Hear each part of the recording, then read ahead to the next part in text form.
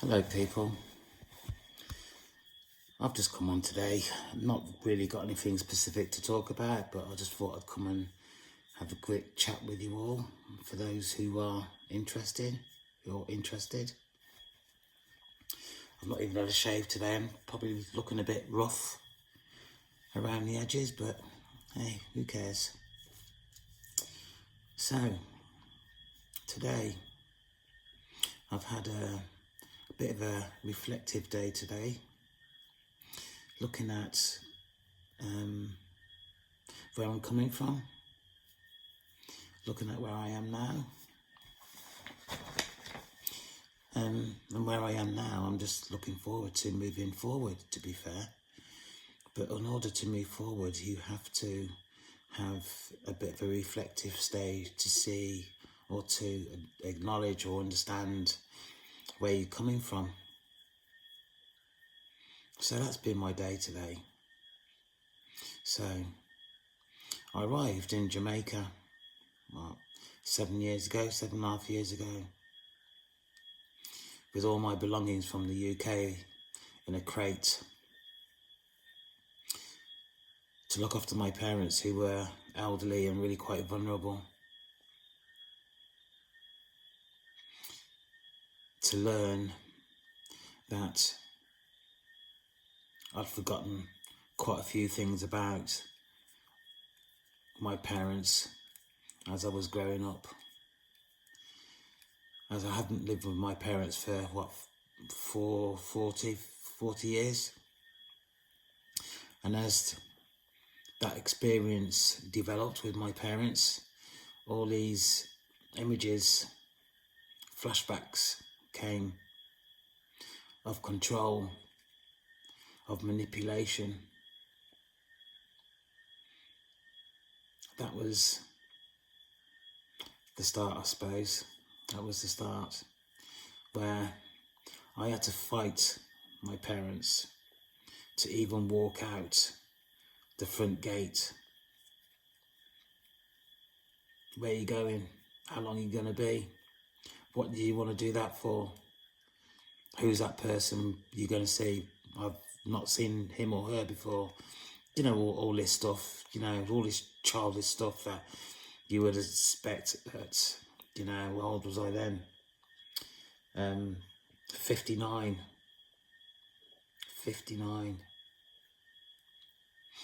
Anyway, it got to a point where I had to employ some people to look after my parents. It got too much for me. Their demands were really beyond my capabilities, to be fair, particularly my mum at that time. And my dad, he started to act really quite weird towards me, really abusive, aggressive. You know, if I'm being honest, some nights, having put them to bed, I went into my bedroom and just burst out in tears. What the friggin' hell have I done? So this was the beginnings of my awakening. People say you go through trauma which triggers your awakening, and I'm sure that I was in that mode.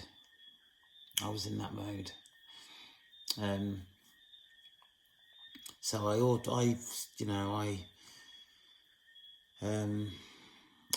employed some people to come and look after my parents. My mum wasn't too bad at that time. It was my dad who became really quite aggressive, sexualized behaviour, all sorts going on really. Not eating his dinner, requesting stuff that was really quite out of my means, really. You know, all this sort of stuff when you're looking after people.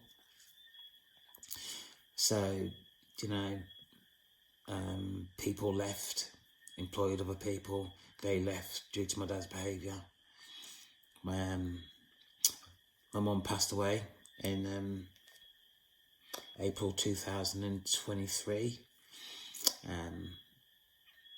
Had no support from family. which brings me into black sheep of the family. And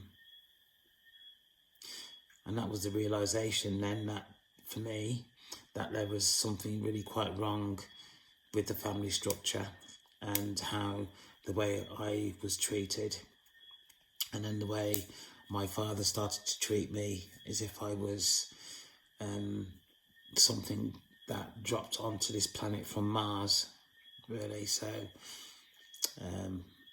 my dad started to act really quite weird. I determined from his behaviour that he was really quite a toxic person. Not that I didn't know that, it's just that, you know, toxicity and these sort of words, narcissists and stuff like that, wasn't something that was on my radar.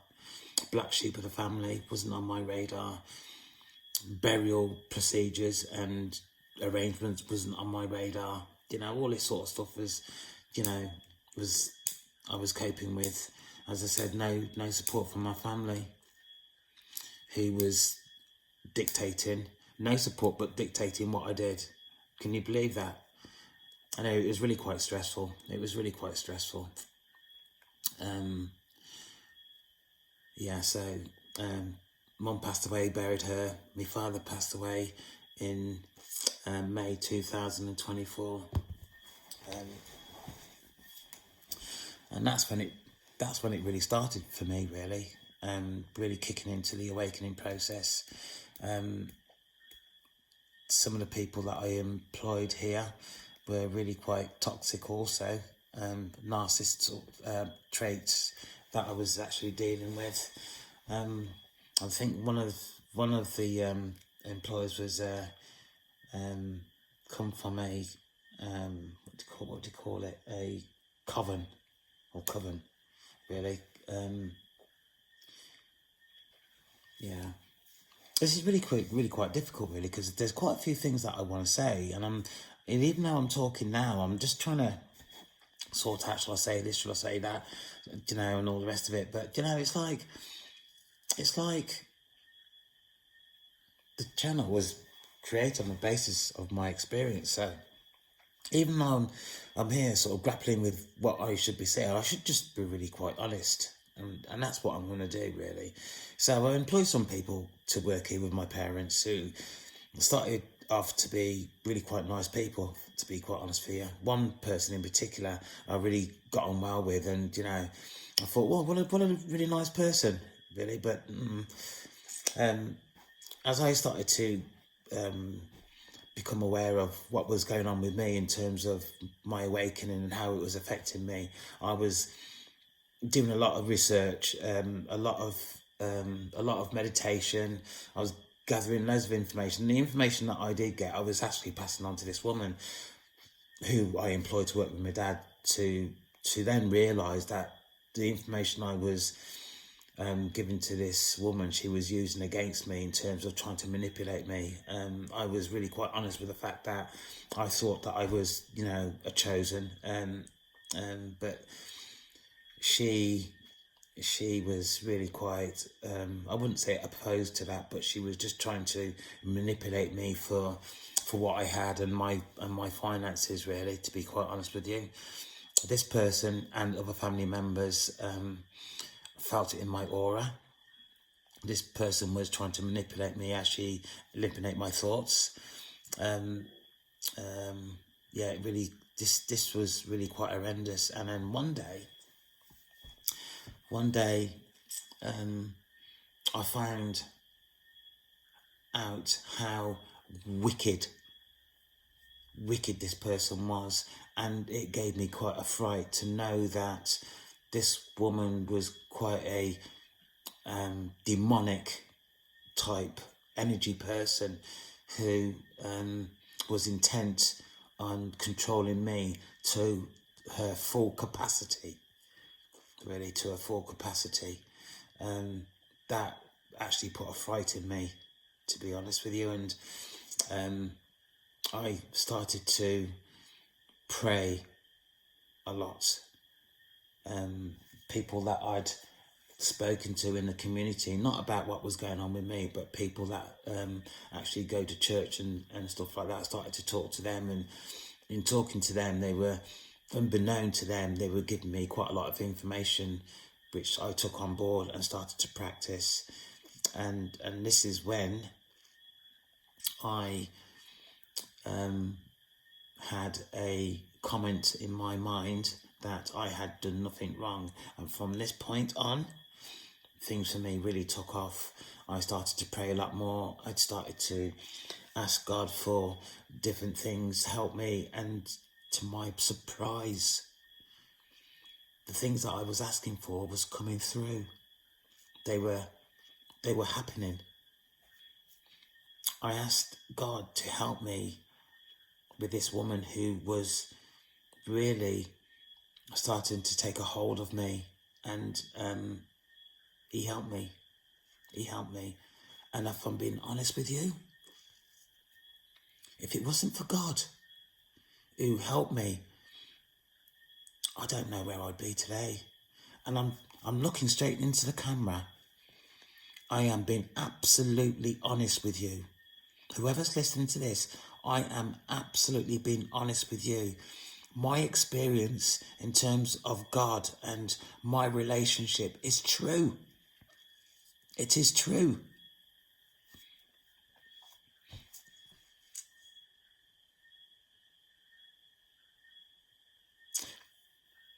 If it wasn't for God, I would be absolutely controlled. I would have been, no, I haven't got a lot of money. Please don't, I haven't got a lot of money. But this person would have drained me, would have absolutely drained me. And this is not the only person in terms of my experience since being in Jamaica. Yeah, so I had a really quite hard beginnings, really quite rough beginnings, and yeah, it was the Almighty that helped me. But whilst this was going on, I was also going through the initial stages of the awakening in terms of the teachings and the practice that I was actually going through at that point, which was mainly based on meditation. Definitely on meditation. And the teachings were more about me as an individual, and how I can go forward, I could progress in terms of where I'd see myself in, I don't know, 5 years' time. And I came across a document the other day. At that time I was actually married as well.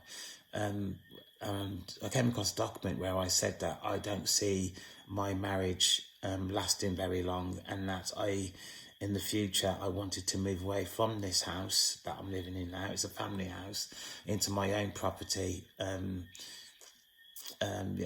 and that I see myself from that point traveling, and that is exactly what I've been thinking now, is that this is what I want to do, not realizing that I'd wrote a document in terms of what I was experiencing then. So I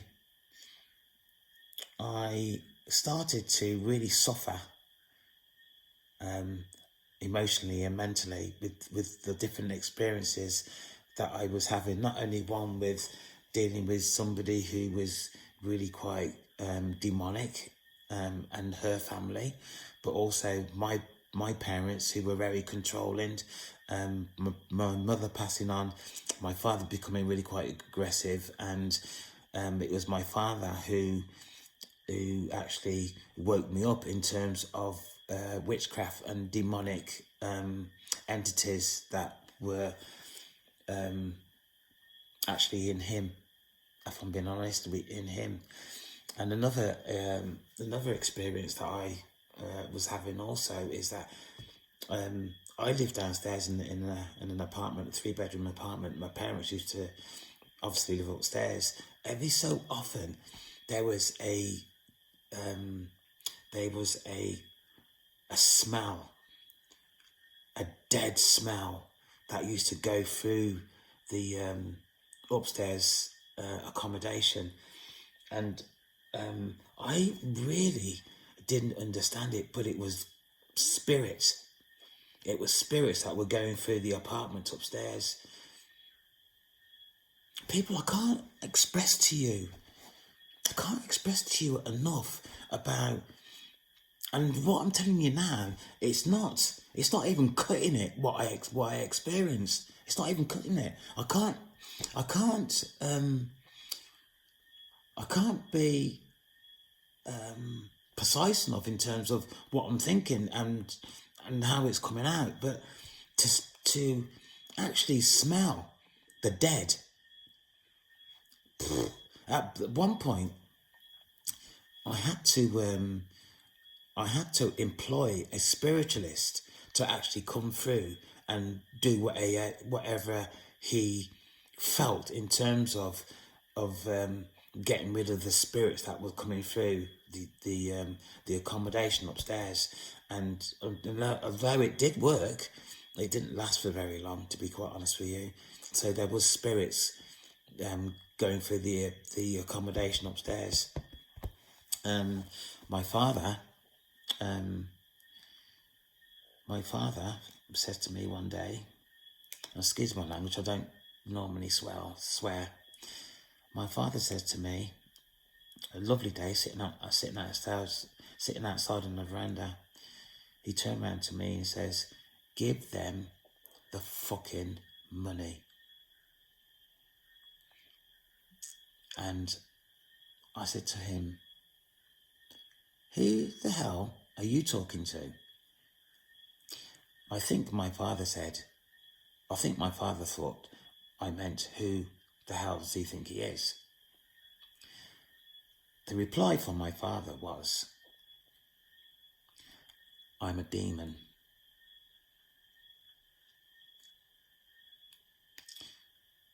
I asked the demon what his name was.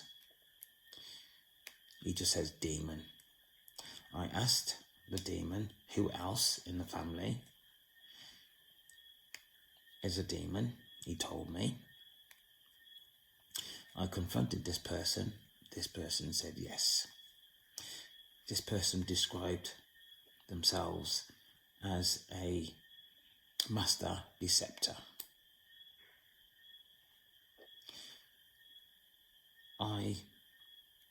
If I was sitting on a chair, I would have fell off it. From that point on, the relationship changed, and it's still very strained. Don't talk. Nothing. Don't talk. Although this person, every so often, drops me a text, and I'm not sure why he does that. To be quite honest with you. Don't know. But one thing I have learned going through this process is that we need to forgive and move on. And I have tried to forgive and move on. And unfortunately, I'm still pretty upset, to be quite honest with you, for what I have done for the family and the way I'm being treated now. No, it doesn't work out. It's then you start thinking about the way you're treated now. So of all the things that I've done in the past for my family, I've just been used. This goes back 40 odd years. I had no idea. How many people are out there that are experiencing the same thing as I am?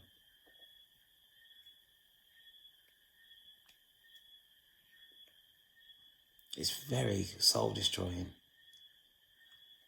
to think that I've got so much love for it and to give that love away in terms of support, to actually realise that I have been used all my life. Been used all my life.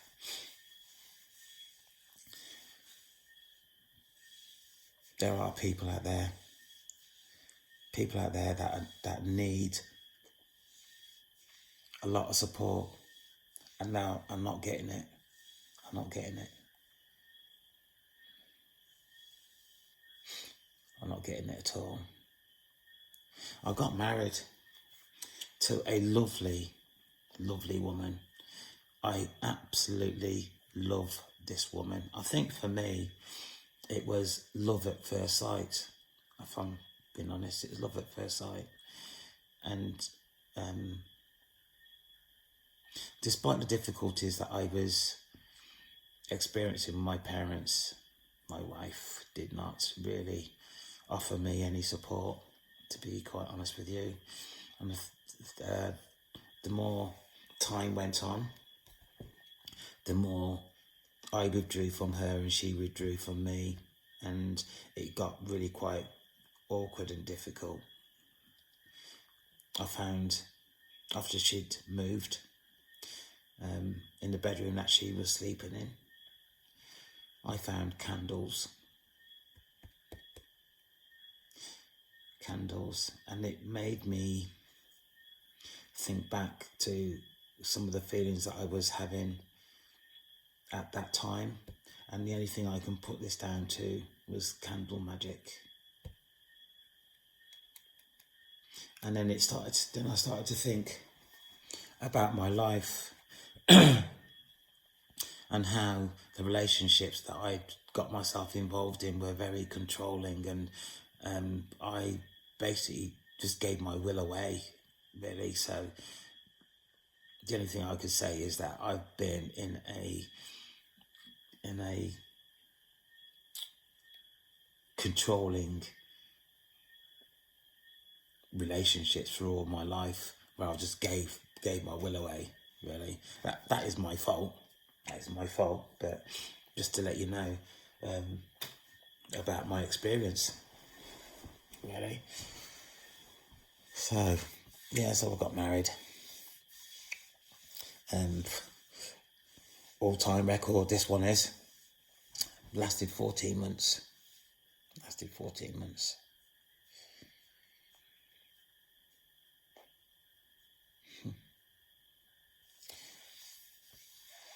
I can't, I'm going to say this again, I'm going to try not to say this too many times. I can't express enough what I have learnt, my experience that I've had since coming to Jamaica. Most of it has been around witchcraft. And I don't practice witchcraft. I just need to make that clear. I don't practice witchcraft. My protection is from the Almighty. Because if I didn't have protection from the Almighty, I would not be here.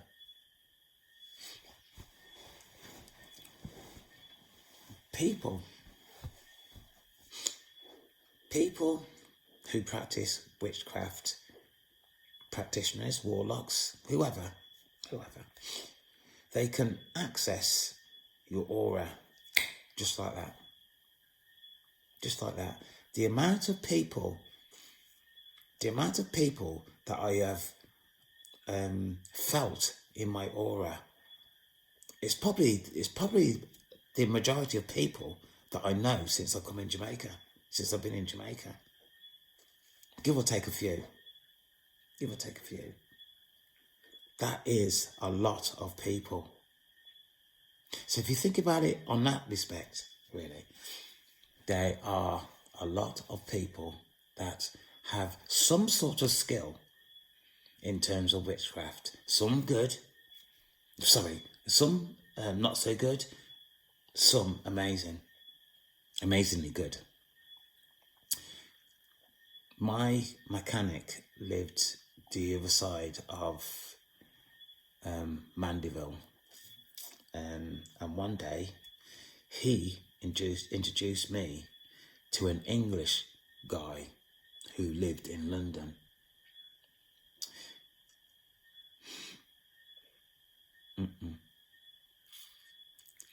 This guy, I would say this guy was a warlock, or even a higher position than a warlock. This guy was in my aura for days and days and days, and he was trying to manipulate my thoughts. He was trying to manipulate my thoughts. And it was the Almighty. Listen to me, please. It was the Almighty who got this person out of my aura.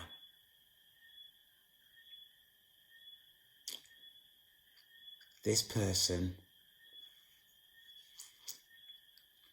in fact, I said to this guy, like, how long had he been in Jamaica? And he says his relative died, which he came to look around the house and stuff like that. And then we got talking about relationships, and this guy told me he had 3 relationships on the go and a 4th one that he was working on. This guy was a male Jezebel. A male Jezebel.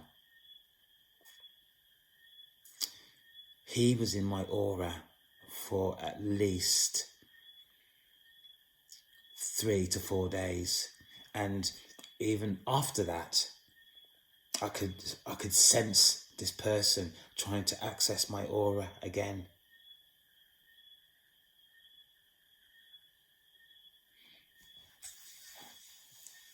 This recording is mainly for those people who are starting off in terms of the awakening process. I'm here to tell you that whatever you're experiencing, please listen to this. Whatever you're experiencing to make you start to do research in terms of what you are experiencing is absolutely real. Take it from me, and I'm hoping that whoever has access to this recording, that in me saying to you what you're experiencing, for you to start looking up information in terms of witchcraft, it's absolutely real. And I'm here to tell you also is that witchcraft is a global phenomenon, or whatever you want to say. It is global.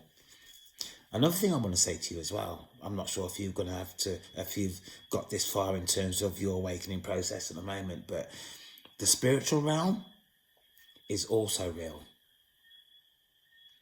It's also real. So you've got 3D, which is what we live here on this planet, 3D, all the material world. Then you've got the spiritual realm, dimensions, goes up to and past the 12th dimension. It's not a place, it's a state of mind. It is a frequency dimension. It is a frequency. So, now I've got that clear for you. You need to be careful how you go forward from this point on.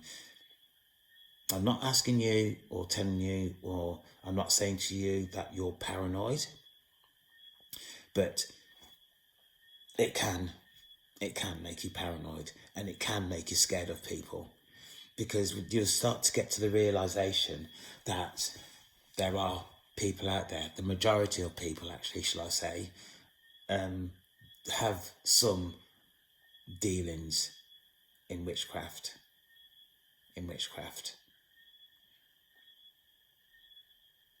Yeah. So, for me, in the way I think, is that we are living two lives. Once you've woken up or you become aware of witchcraft, you'll start to live two lives. One in the 3D and the one in terms of, I'm not saying that you're practicing witchcraft either, but once you realise that people have that sort of skill, there's no going back. You know, there's no going back and saying, oh, I can't deal with it. I've got to ignore this. You can't. You can't. Because from that point, you have to start to protect yourself. And the way to start protecting yourself is praying to the Almighty. And to get to the Almighty will probably take you 2 months. 2 months of solid meditation. And it's about freeing your mind to a stage where you stop thinking and you just let your mind drift with no thoughts at all. And what you'll find after that period of time, after you've gained that skill, is that you will start to hear whispers in your mind. And the whispers are from the Almighty. There's also, not wanting to put you off, but you know, there's also your spirit guides, your spiritual team, who you will get to know as you progress through the awakening stages of your experience. I've talked about energetic energy within the videos that I've done. Please, this is quite important.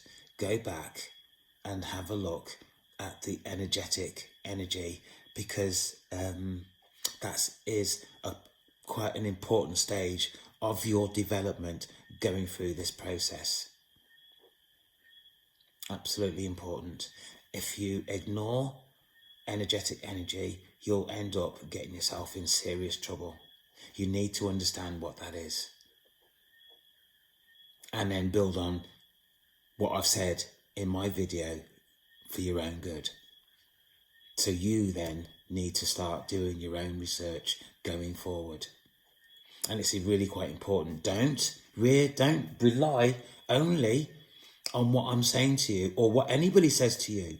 You must do your own research. You must. It's imperative. You must.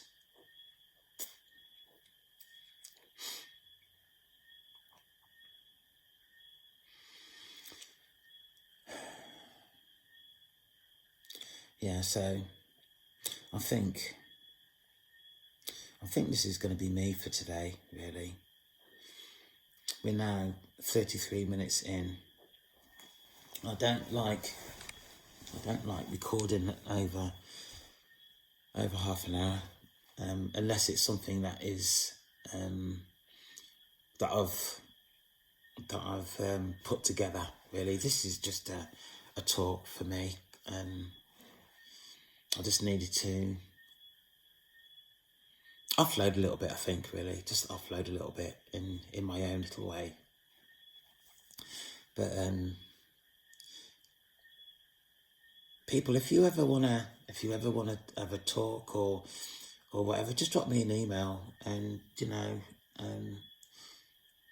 if whatever you want to talk about is too much to actually cover within the email or using that sort of process, then we'll arrange to have a face-to-face, really. You know, there's only so much you can do with text, really, as opposed to FaceTime or WhatsApp or whatever is around these days. But I am I'm here for the duration. There's quite a few things that I want to cover within this channel. I've got loads of ideas. People need to be educated in terms of witchcraft. People need to protect themselves against witchcraft, against the people that use witchcraft. And there are thousands of people, thousands. People use witchcraft on other people for all sorts of reasons, and you would not believe the pathetic reasons why people cast spells on other people. It's a crying shame, actually. It's a crying shame that this is where we're at. This is where we are now in 2025. This is another thing that we have to contend with. I'm not even started talking about the artificial intelligence either. That's another issue. But yeah, I am wanting to be around for a long time. I see this as something that I can offer to other people in order to protect themselves. For me to do this, I need people's subscriptions so I can actually take this channel in directions that are going to benefit, protect people from witchcraft. Absolutely. Absolutely. So,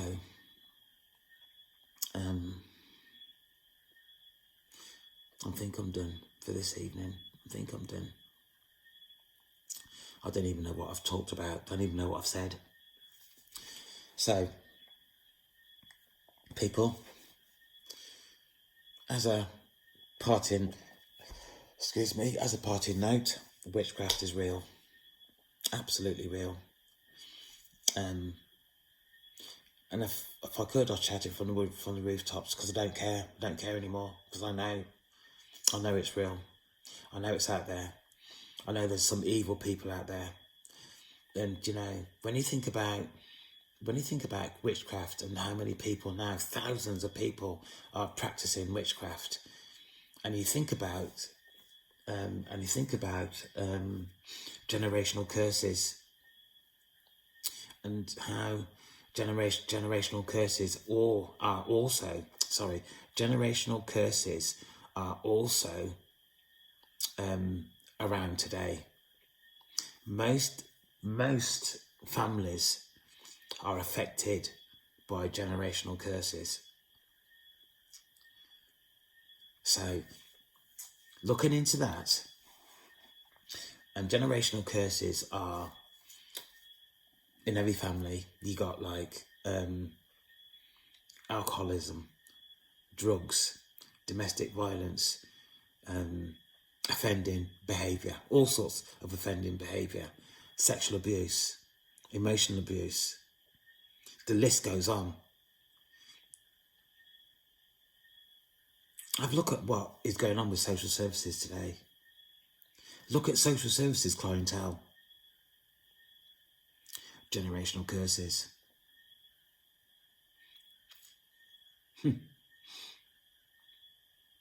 People, we are in serious trouble. We are in serious trouble. If we don't wake up, we're in serious trouble.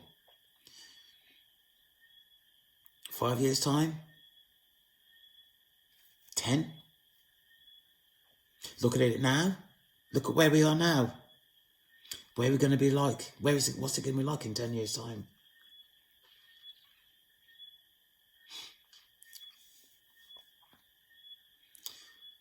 Anyway, I'm here to stay.